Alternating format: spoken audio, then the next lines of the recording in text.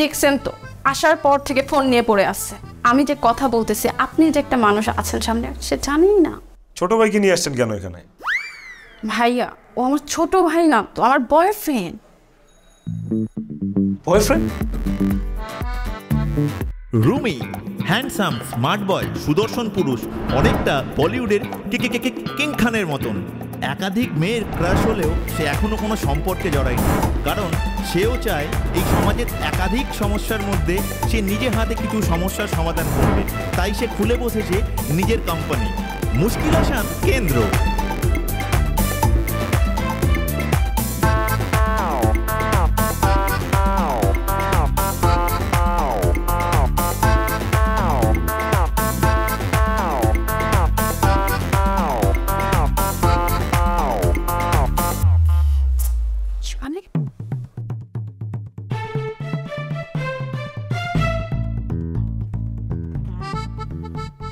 বলেন কি সমস্যা, কি তদবির আসছেন? আমার এখানে সব তদবির আছে।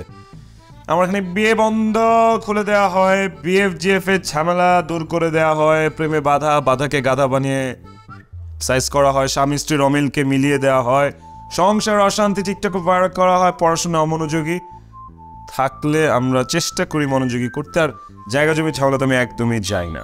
ওকে, সো এখন আপনাদের প্রবলেম কি বলেন? ওই যে 2 নম্বর ওইটা। 2 নম্বর মিন্স এইটা? ওকে, বিএফজিএফ এর ঝামেলা, সিম্পল, নো প্রবলেম। বলেন বলেন, শুরু করেন, কি হচ্ছে, কার কি ঝামেলা বলেন। দেখছেন তো আসার পর থেকে ফোন নিয়ে পড়ে আছে। আমি যে কথা বলতেছি আপনি যে একটা মানুষ আছেন সামনে সে জানেই না। ছোট ভাইকে নিয়ে আসছেন কেন এখানে?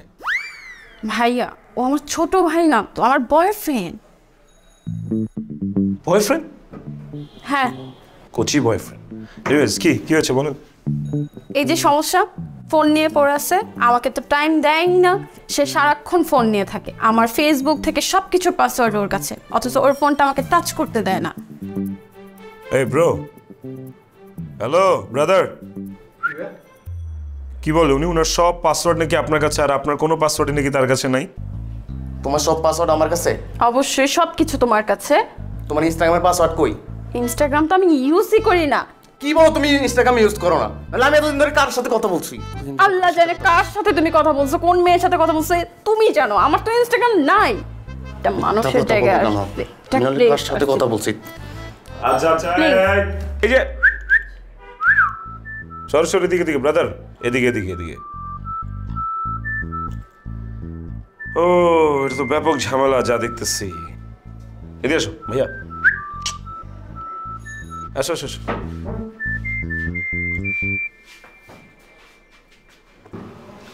এঞ্জেল প্রিয়াকে যে একটা হাফ প্যান্ট পরা ছবি পাঠাইলা, এটা কি বলবো তোমার গার্লফ্রেন্ডকে? সিসি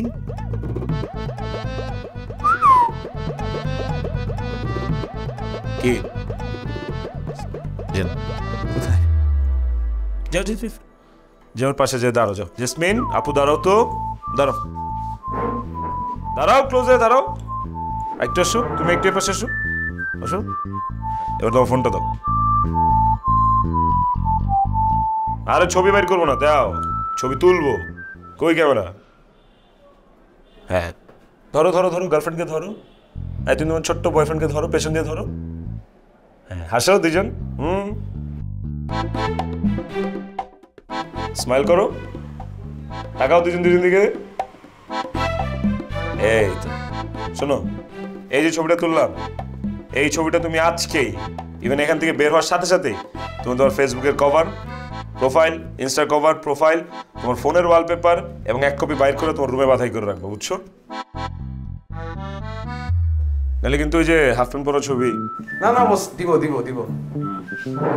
আর একটা কাগজ দিবে আমার অ্যাসিস্ট্যান্ট তোমাকে, ওখানে তুমি তোমার যাবতীয় পাসওয়ার্ড যা আছে সবকিছু লিখে ওর কাছে দিয়ে যাবা, গেটে আছে, ঠিক আছে?